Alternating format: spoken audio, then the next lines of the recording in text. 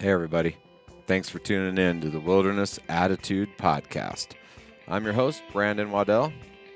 Appreciate you downloading and subscribing to give us a listen.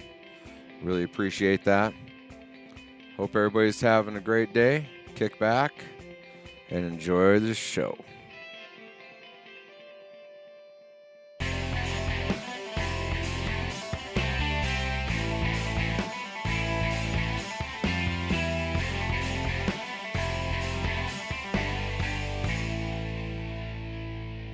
Well, thank you everybody for joining us on Wilderness Attitude Podcast.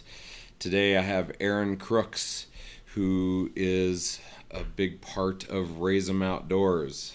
I would say that you caught my eye on Instagram and couldn't wait to get to meet you and interview you. I think what I saw on your page is inspiring. So welcome to the show. Thank you. Yeah. Hi, guys. Hi, Brandon. I don't know if I'm talking to everybody right now. Okay. Yeah, well, you're talking to all the listeners, and so. You're talking to me, and of course you can reference Kate if you'd like. She's listening, right?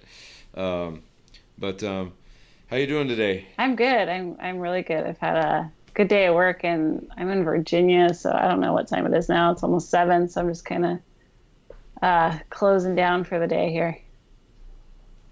That's good. Yeah. Well, we're going to get this podcast done, and then I'm going to go shoot my bow some, and then I'm going to go do another skit tonight with a good friend of mine. So I'm a long way from closing down the day for me, I tell you. But so tell us a little bit about yourself. And some of the stuff you sent me, you got a husband and a son named Gus. What's your husband's name? My husband's name is Justin. He's from Texas. He's in the military. And so I'm from Coos Bay, Oregon, and we met in Alaska. And so he talked to me into moving to Virginia. He told me it was really nice and it was just like the Pacific Northwest. And I believed him. And so I followed him out here, and we've been out here for 6 years now. And then we have a 5-year-old, just one son. Yeah. Just one son. Mm-hmm. Now, what branch of the military is your husband? He's in the Navy. In the Navy? Well, yeah, duh, I should have guessed that, being in Virginia Beach. But I'm not really well versed on where all the places are, military-wise and whatnot. Yeah, we're lucky. We stay in pretty nice coastal. I mean, I think I was actually in San Diego first for a couple months before I moved out here. So, the Navy's definitely lucky where their bases are for sure. Yeah. Did you like San Diego? I lived there for about a year. I liked that I was close to Oregon. Yeah. Right. But it's nice for a city. It's definitely nice. Oh. Yeah. Yeah, well, that's true, because at least you were still on the West Coast where you could. Yeah. I mean, it's just hop, skip, and jump home, right? Yeah. That makes a big difference. Oh yeah, a long ways from home now. I just drove literally there and back. So this month. And that's what I saw on your page on Instagram, was that you were cruising up there for a camp for Raise 'em Outdoors, right? Yep. So I took me and that was our first camp. So I had a ton of stuff to bring with me. So I had all the bows and the rifles and the fishing rods and stuff. So I didn't want to fly with all that stuff. So I packed up my 5-year-old, and we just hauled butts pretty much as fast as we could. We stopped in Montana for 2 days and then went down to Oregon after that for about 2 weeks. Then we drove back. So it was a full-scale road trip with a 5-year-old. How'd that go over? It actually went great. I can't complain. Yeah. I mean, I wanted to complain, I'm sure, many times, but he did pretty good. He probably did better than I did. Good. So, yeah. That's awesome. So your son's 5. How old were you when you first got your opportunity to go out in the wilderness that you remember a special time then? I remember, we grew up. So when I grew up in Oregon, we grew up just outside of the coast, maybe 30 minutes just outside the Elliott State Forest. We grew up in a small one-room cabin, me and my brother and my sister, and the river was just like behind our house. And so, 3, 4, 5, as far back as I can remember, I remember fishing every single day. And my mom always had a big garden, and I remember my dad, My dad was always hunting. I think if my dad didn't hunt and we didn't fish as much as we did, that was just how we had food on the table on top of this enormous garden that my mom had outside. So, Wow. And what did your parents do for a living? How'd they have time to do all this and take care of the three of you? my mom was a stay-at-home mom because we lived Yeah. probably an hour from town. And then my dad was a commercial fisherman. His boat sank 200 miles offshore of San Francisco when I was probably 6 or 7. And I think after that, he got back into logging and he's been logging ever since. And he still has a boat again. So he does commercial fishing still off and on. So my dad was always gone, like just back and forth, just working like crazy. And my mom had the rest of us. And so That's crazy. So that's pretty that's crazy. This boat sank yeah, and he made it and all that. yeah, That's a crazy yeah. story. My dad I think he has like the worst luck and the best luck of probably any human being, like just with business wise. But he's definitely been like a huge person in my life that just teaches me like, just keep going, just keep going. My dad lost his arm when he was probably 3 years old in Mm-hmm. a meat grinder in a butcher accident. And so like just watching him as I've grown up, like how hard he works and he does everything with one arm his entire life. And you would never know it. I mean, I didn't even know it growing up. Like I had no clue that my dad had Right. an arm Yeah. until, later in life and people would be like, whoa, I saw your dad outside chopping wood with one arm. And I'd be like, okay.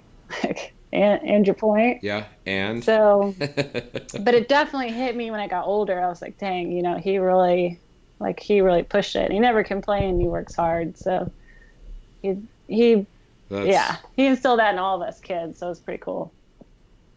that's awesome. I mean, and that's hard even these days to instill that kind of work ethic, right? I mean, I'm like that. I work really hard, and I like that. Right. It feels good to me, but it's hard to raise kids to have that same feeling, Yeah. and that same drive and whatnot. It's a challenge. So, Yeah. and I can't imagine being a commercial fisherman with one arm. I mean, it's hard enough to balance on a boat when you got both arms to wave in the air to keep your ass from hitting the deck, right? Right. But I guess you get used to it. Yeah. I mean, he just did everything. I mean, he fished by himself all the time and he was a salmon trawler. So I could go on stories. Like I used to go out with him. I actually used to get sick, like crazy sick, but I still go out with him and Right. try to be his deckhand. And I was just like, I was shocked by. I can't believe he So did that by himself. you were the success to his fishing. Yeah, You were the I was chummer, a chummer. Yeah, I right? got over that later in life, but it took me a while. I would go out on like 3-day trips, and I would be just miserable for 3 days.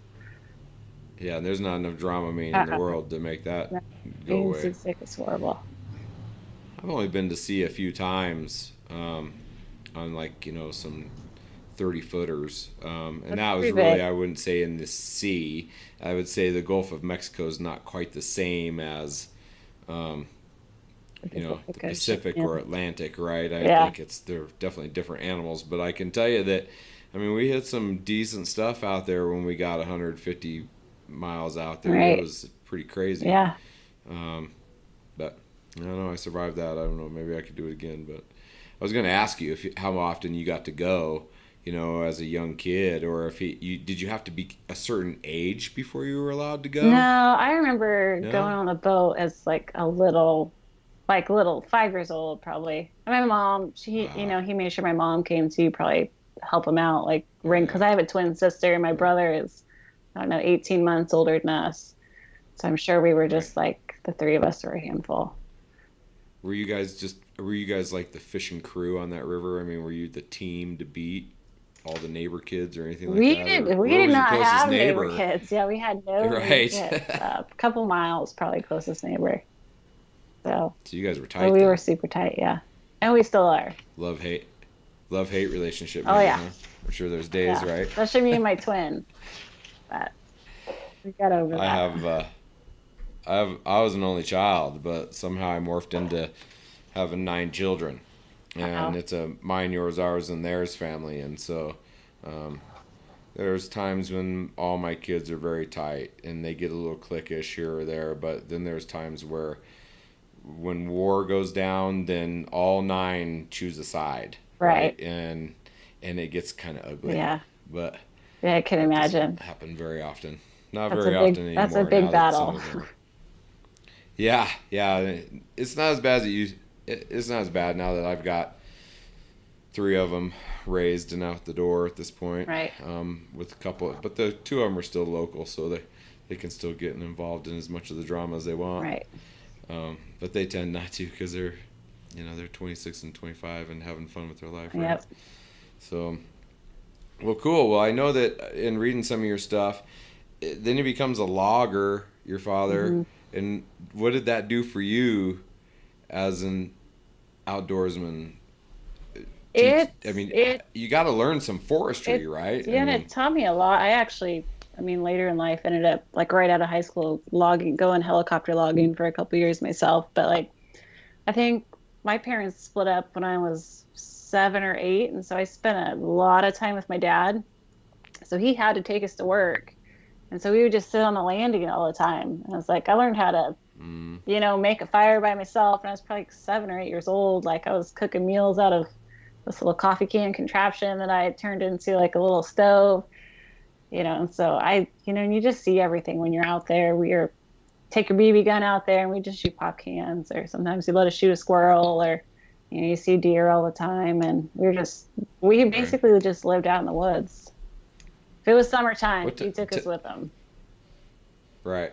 Tell me more about this helicopter logging. That sounds super cool. I went to college right after high school, and I was kind of just like restless, and I was like, I don't know what I'm doing. So I just kind of stopped because I was paying for my own college, and I felt like I was just going in debt for no reason. And my brother was helicopter logging, and I was like, hey, I want to check that out. And he was traveling everywhere, so I got to go to Idaho. I went to Arizona. We logged the Rodeo Chedesky fire. That was 2004, 2005. And it was a huge fire. Like we salvage logged everything all over Oregon, all over Washington State. And so I was either just flagging or I just work on the landing, like belling chokers, like whatever they would let me do. I'd go running around the woods and we just stamp pink logs or pink flags on the logs for the big Chinook to come grapple log everything. That's super neat. It was pretty cool. I did it for about 3 years, and then I just wanted to come kind of like settle down for a year. So I moved back to Coos Bay after that. Right. Yeah. So you went back to Coos Bay. And where in this mix did you meet your husband? I moved up to Kodiak, Alaska, mid-20s, I think. I had lived up in Alaska in high school because my dad was going up there to log. And so I spent like one school year up there. And then my dad's also a pilot. And so even as a little kid, he would fly all those kids up. Like he had a little four-seater Navion airplane. So he would fly us up to Southeast Alaska. Craig, Alaska is where my uncle lived and stuff. So I just spent a lot of time up there. And so later on, after I was just kind of hanging out in Coos Bay and I wasn't doing anything, I just wasn't very motivated. I was waitressing and I was like, gosh, I just need to get out of here. I want to do something. And I really wanted to be a hunting guide. And so that was like, okay, I'm moving up to Alaska. I'm going to be a hunting guide. But I also like really loved to fish. At the same time, I knew that fish was amazing. Like fishing was amazing up there because I had grown up going up to Southeast Alaska, fishing the rivers. So I just sold everything I owned and I packed up my truck and I drove up to Homer, Alaska and hopped on the ferry. And I knew somebody there and she got me a job. And then I just started working in lodges, and then I worked on a charter boat for a little bit. And I just, wintertime, I would bartender, waitress, and then wait till summer till I could get a job back on the boat or something like that. And I loved it. Right. By far my favorite place. That sounds amazing. Yeah. I mean, how old are you at this point? I mean, not now, but then? I think I was 26, 25. Man, you were killing it. You were living a cool life. Yeah, I was just getting around and going for it. I didn't like to sit still. I just wanted to check everything out. So I just go. I mean, I guess I would stayed in like the Pacific Northwest because that's just what I love, Well, but there's so much adventure to be had just in in that Yeah. in that area alone. I mean, Yeah. so much to do, so many places to go, and people to see, and Yeah. you And know, Alaska's so huge, much and backcountry. I had only seen the southeast, and I was like, well, I want to see more of it. So Hmm. I still love Alaska. Easily like my favorite place I've ever been to. I got a good friend that works in Prudhoe, Okay. but that's like a whole nother country, Yeah. I think, in itself up there, Yeah. right? But well, Mike here just got himself a place in Anchorage, and I might be going to Alaska for my first time here at the end of September, 1st October. So I'm really, really Yeah, that's excited. awesome. Really looking forward to it. I think it's someplace. The pictures I see, the people I meet there, Yeah. and that I've met from there, they nobody can ever say anything really bad about it. Yeah. So it sounds like a good time to I feel me. like there's no So. place that like I've ever felt so small. Like when I go out to Alaska, Mm, like I did a little bit of right. backcountry stuff or just a lot of hiking, and it's just like you just realize how small you are in like such a enormous like place of wilderness. It's Right. Alaska's totally wilderness. There's a big population, but they're basically in Anchorage, and everybody else is just small towns. Everything's just spread Yeah. out. Just little villages around, Hmm. right? That's awesome.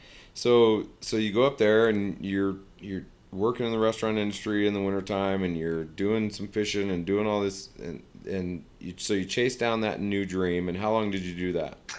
I did that for just about 3 years until I met my husband.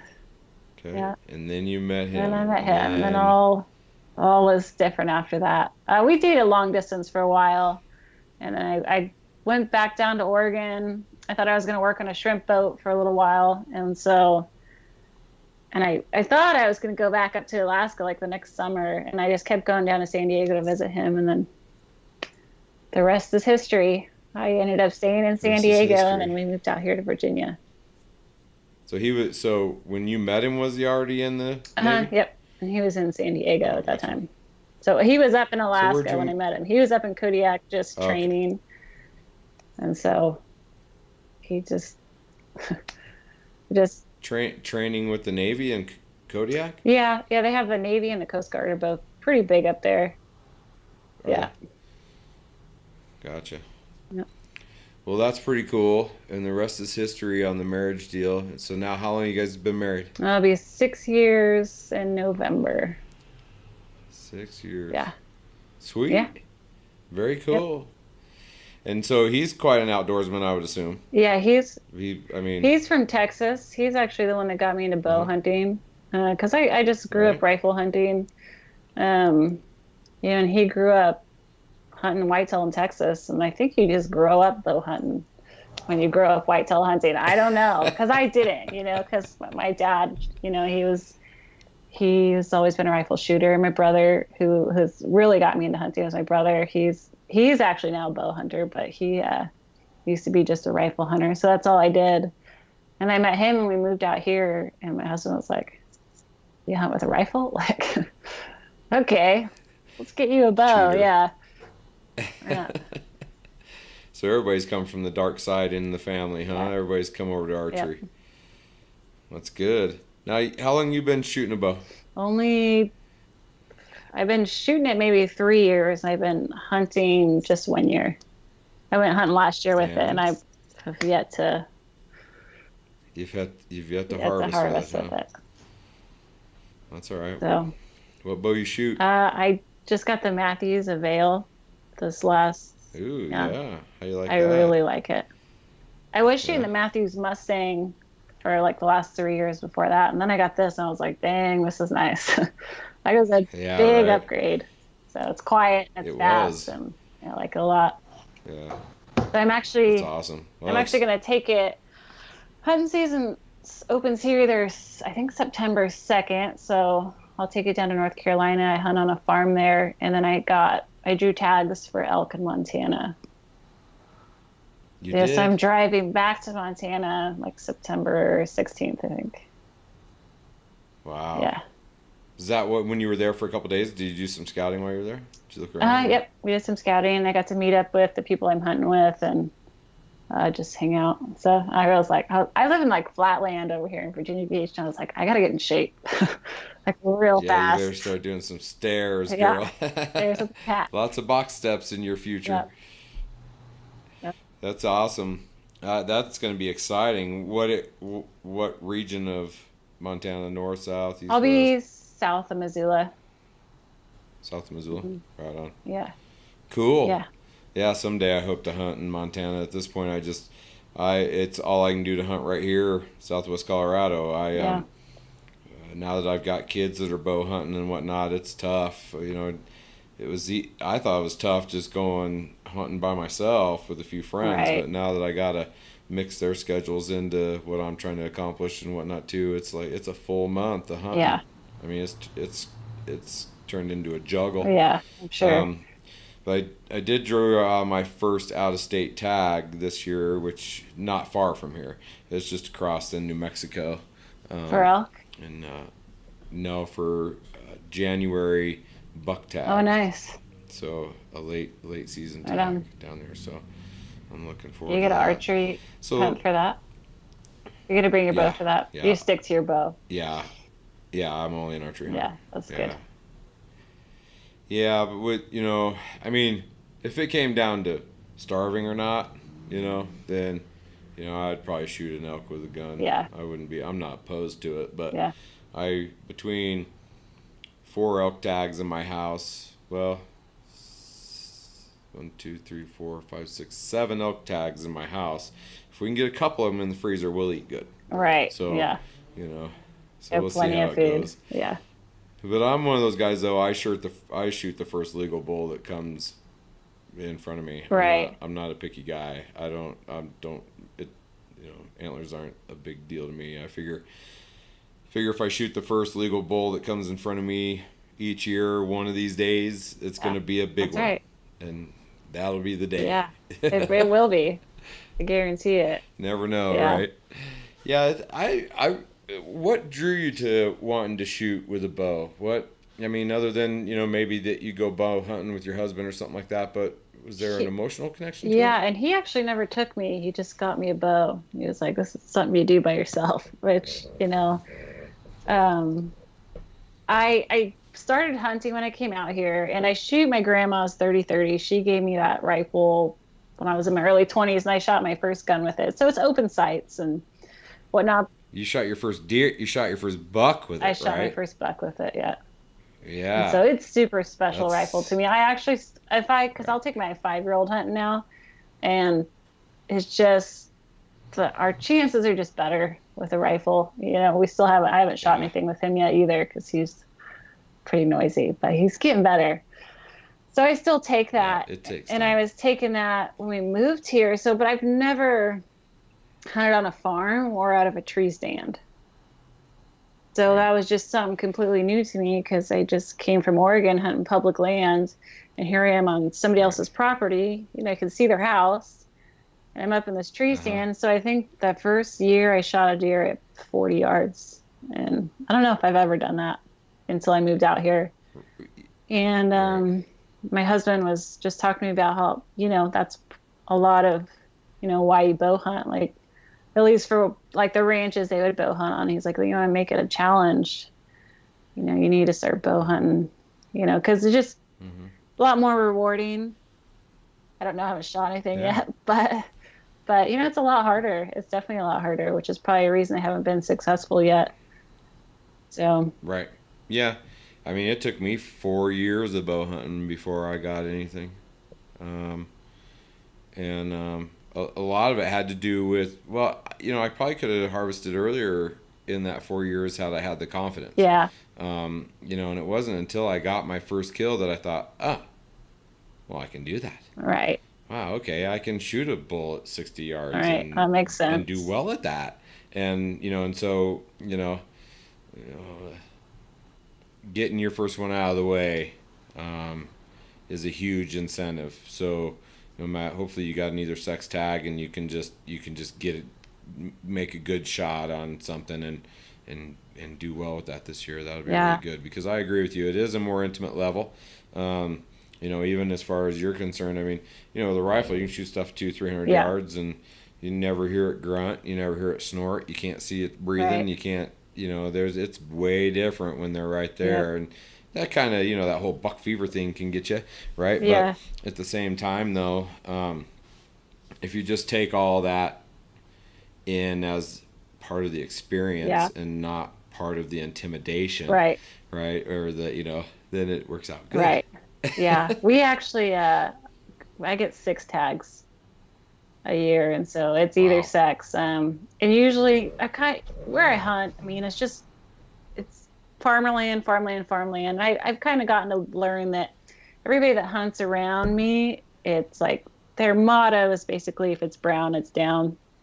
So it's really rare to Right. see to just see a buck period. All you'll see is a spike, and I don't want to shoot a spike. And so I'll usually, like last year, I just shot a doe with my rifle in December because I wanted some deer meat in the freezer. But Yep.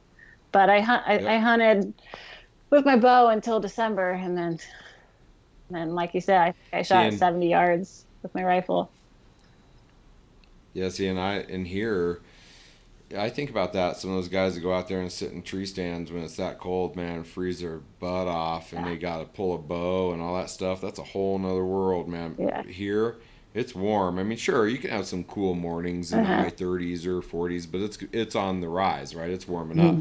Mhm. Maybe some weather, but for the most part, you're not shooting your bow at much less than 40, 45 Right. degrees.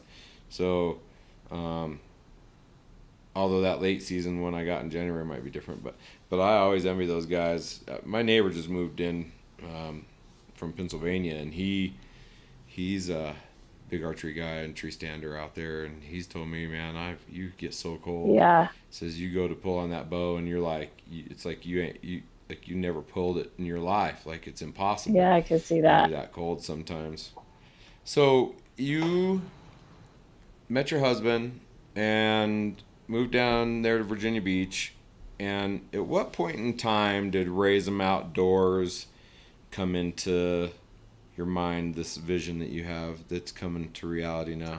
Um, it actually started like 2 years ago. My sister had met this man down in North Carolina that was collecting fishing rods, and he would give them out from his tackle shop every Christmas. And so I was like, well, that's such a great idea. And so I helped her do Right. that one year. And then I just kind of had the idea. I was like, I could do this on my own. And I could make it bigger than just like handing them out local, just in town.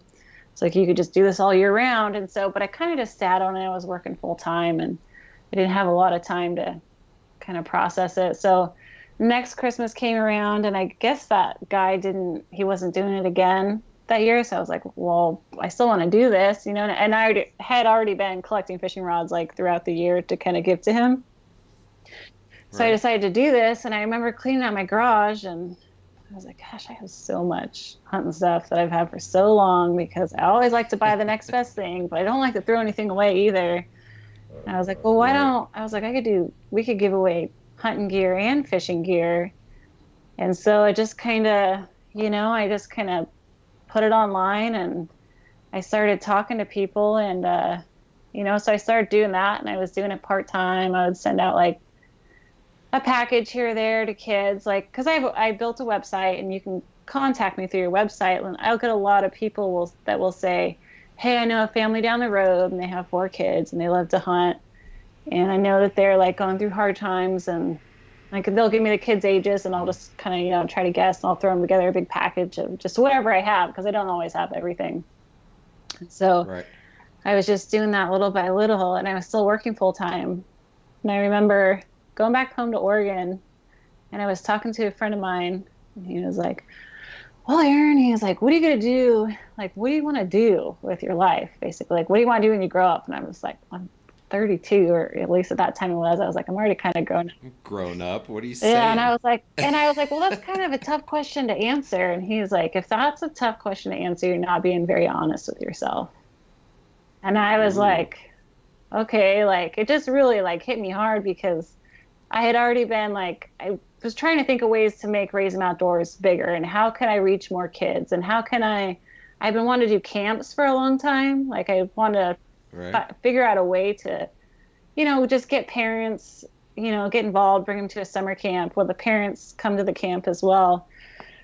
And the kids can learn to fish or shoot a bow or shoot a rifle or do it all and like kind of just figure out what they like and, get to camp out with their family for the weekend.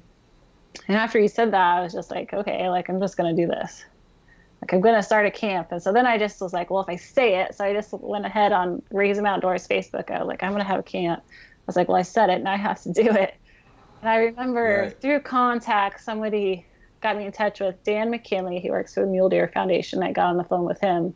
And he'd been doing camps for a while. And he was like, yeah, you can totally do it. He's like, I'll help you. Like, you just need to do this, this, and this. And I was like, okay, holy shit, I really can do this. Like, so, and I'm going to do it. And so I spent the next 3 months planning, and we just did our first camp in Oregon. And I quit my job to do this full time because I realized, like, this is like really my passion, which it is, and this is really what I want to do, that I'm going to do it. And so I just put it together. No idea what I was doing when I put together this camp whatsoever. Shooting from the hip, and I learned a ton with this first camp in Oregon. I think we had 45 out of the 75 kids signed up. It's a free camp. I wanted it to just make it available to everybody, whether you have money or not. I still wanted you to be able to come. So I wanted the parents to come, which I think some parents I know dropped off because they thought it was a summer drop-off camp, Right. Because like, cool, like, yeah, I'm going to send my kid away for 2 days. But I just, like, one of my main missions that I always wanted with Raise Them Outdoors, and since I've learned, like, since I've had my son, is I think it's so important to be involved with your kids, and to get them outdoors, like both of it. Like you need to be there with them too, because these parents got to. It's your responsibility. Yes, right. It's your responsibility to take them out of the crazy part of the world and disconnect them, and take them out and feed them with a connection that is instilled in them. They just don't know it yet. Right. I think it can be so much more than just like, hey, I'm gonna take away your video game. You got to go outside. But I think you should go outside with them. Yeah.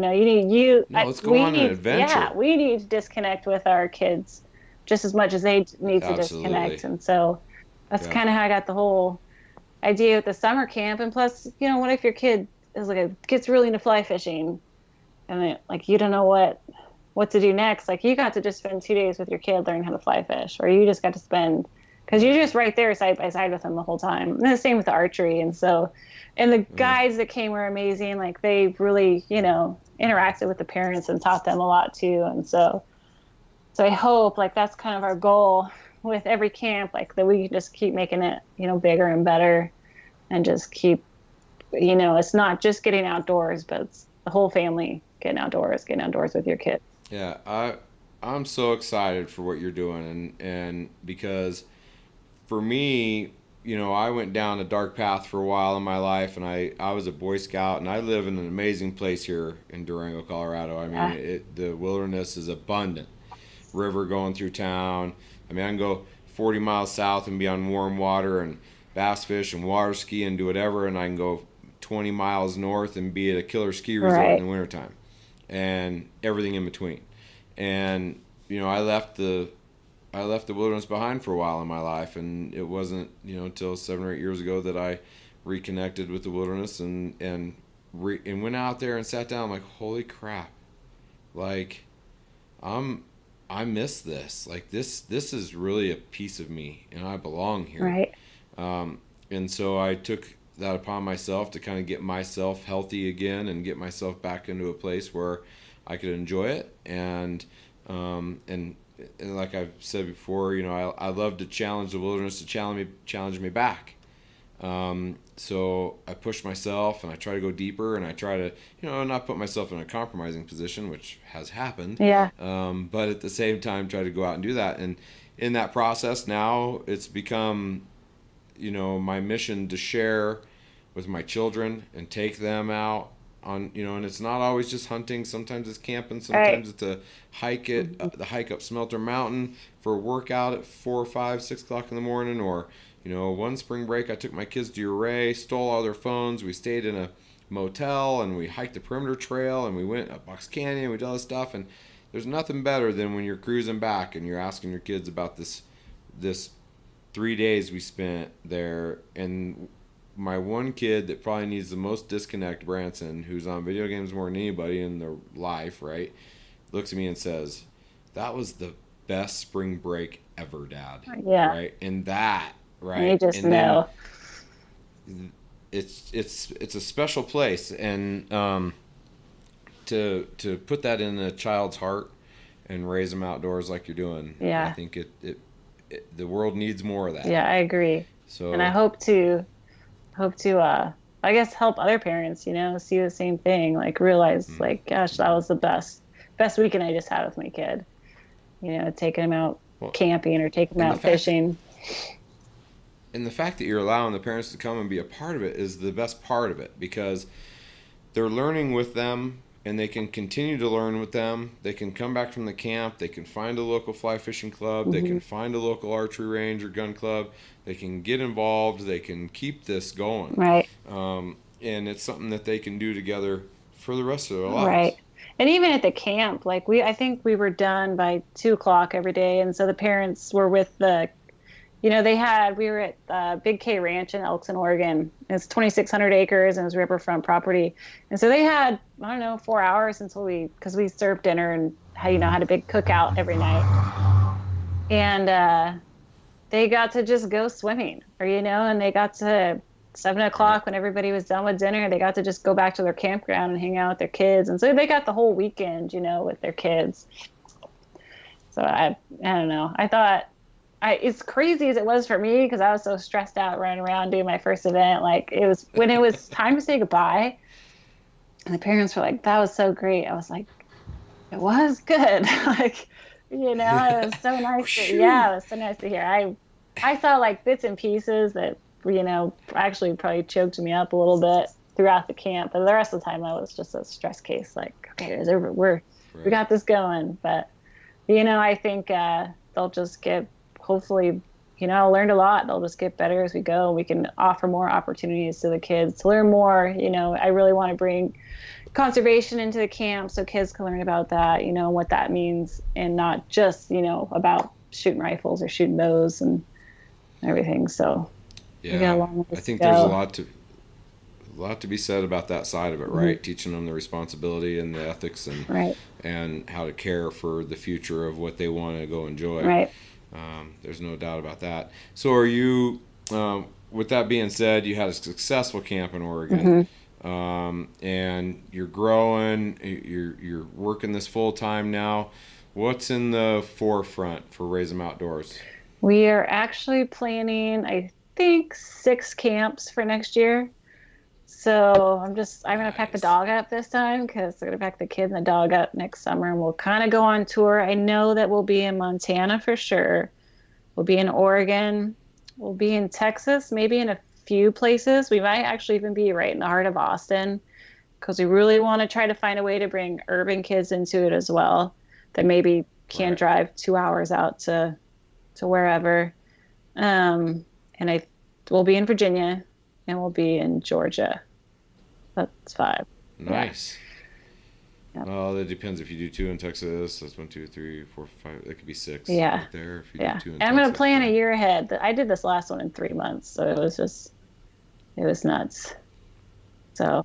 It sounds nuts, but you pulled it off, and you made a splash, and I think it deserves some attention, and I'm really proud of you. I'm really happy that Thank you took this step. I mean, not that you're unfamiliar with adventure and taking risks in your life, but that's a pretty big commitment. Yeah, it's definitely. I mean, I think this is all I want to do, so I'm excited. I met so many great people too at the camp that want to help in future camps. I think the Mule Deer Foundation might be a future partner for us, at least on the western side of the U.S. Right.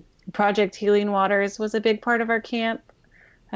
You probably heard. I'm sure they're in Colorado. I know they have like 222 chapters, I think. And so our main fishing guide was from Project Healing Waters, and he brought Project Healing Waters' mission is to take vets out and teach them fly fishing. It's kind of like a therapy thing for disabled vets or PTSD. And so they brought all their vets, and their vets were our fishing guides. And so I think they had like a Awesome. better time or as good a time as the kids Yeah. did. So, it was, so hopefully we can continue working with them. And that was really cool too. And I learned a lot from everybody. I'm so thankful for the outdoor community is amazing. Like everybody, It is. it's really It's amazing. a special Yeah. place. And what's cool is no matter how, high they are in the industry or low or popular or not, they all have something that you can learn from. Yeah. And I think that's the best part. If you got your eyes open and your heart open and you're willing to listen and learn, then anybody can teach you something about the outdoors Yeah. and the wilderness. Um, I think you're on your way to seeing some more sponsorships heading your way. I think you'll see some more of that. I think that what you're doing is awesome, and the fact that you're overlying that with, some vet programs. Those guys love to Yeah. teach. Yeah. They love to be a part Yep. of something. Yeah. That's all they've been looking for since they come back, Yeah. right? Is to be a part of Yeah. something and feel wanted and needed and important, and that's Yeah. fantastic. Yeah. And that's something That's else that's pretty pretty cool. close to my heart. So I hope that, It should yeah. be So right. it's a good mix. So I hope we can help each other. Yeah. I think it can for sure. So you got 6 camps heading out for next year. You got tags in the works for this fall. We got a 5-year-old that's going to turn 6 and start going to school, Yeah. right? You going to homeschool, seeing as how you're going to be motoring around the I'm country or not. No, what? he'll go to kindergarten next year.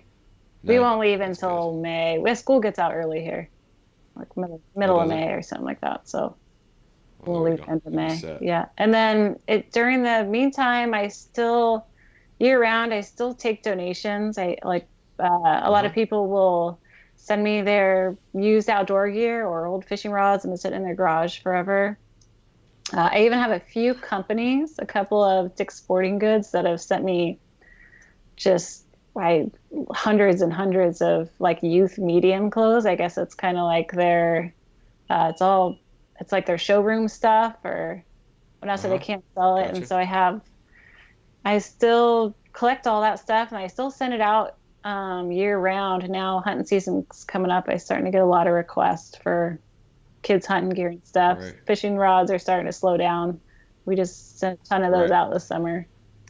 So So where can our listeners get in touch with you in order to make arrangements for sending you their used camping gear and fishing gear? I have a website, and you can either go directly through the website, and it's just raiseemoutdoors.com, or you can just send me an email, Erin@raiseemoutdoors.com, and I'm on social media. So either one, it all goes to the same place. You can contact me through. That's awesome.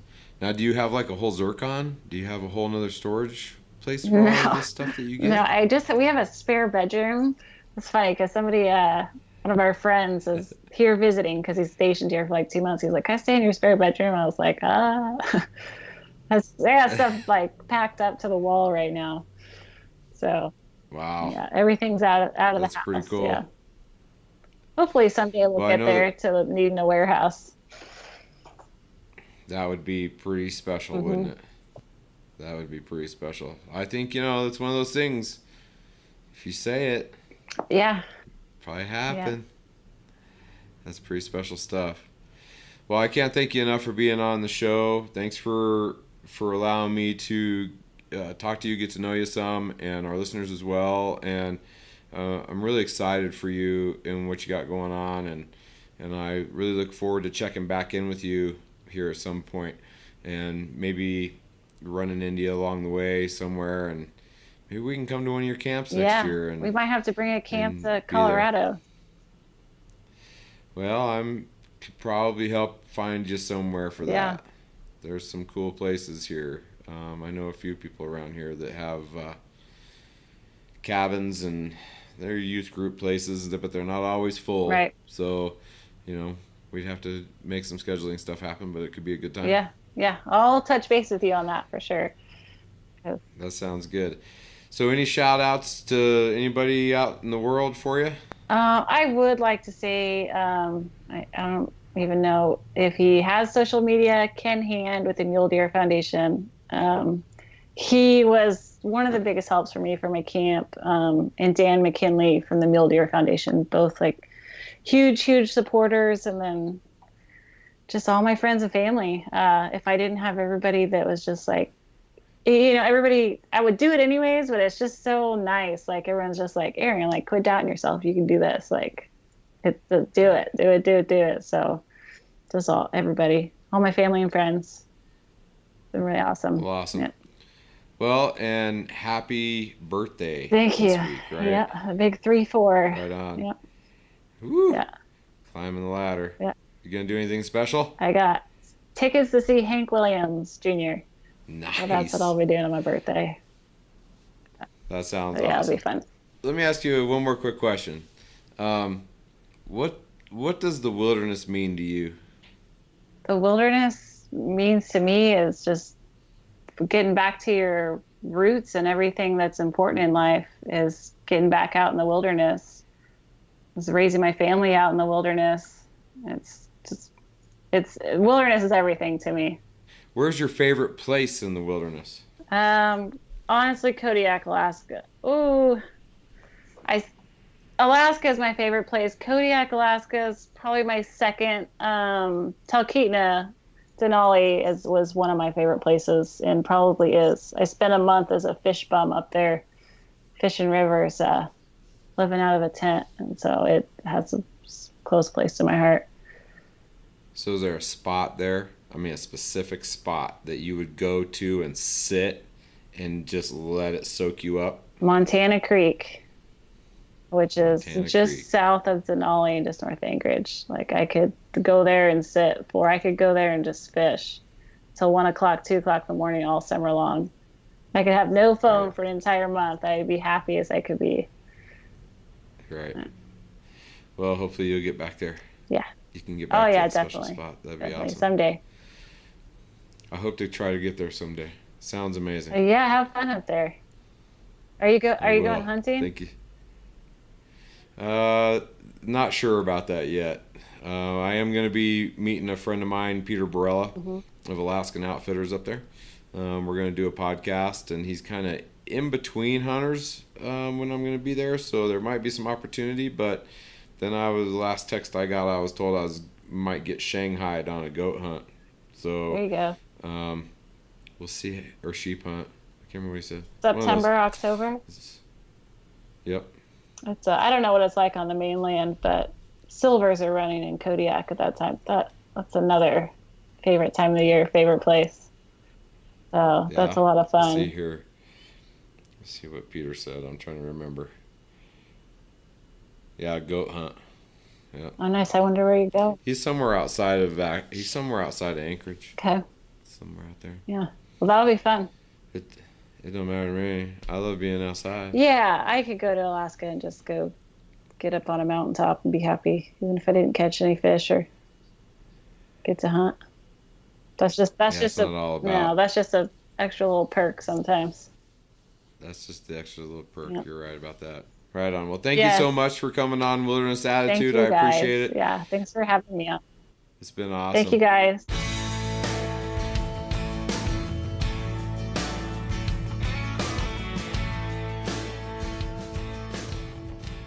What a great show. Appreciate you guys tuning in and listening. If you guys got any questions, comments, concerns, good, bad, or ugly, please go to wildernessattitude.com and drop me a message there. I greatly appreciate it. Thanks for tuning in. Catch you later.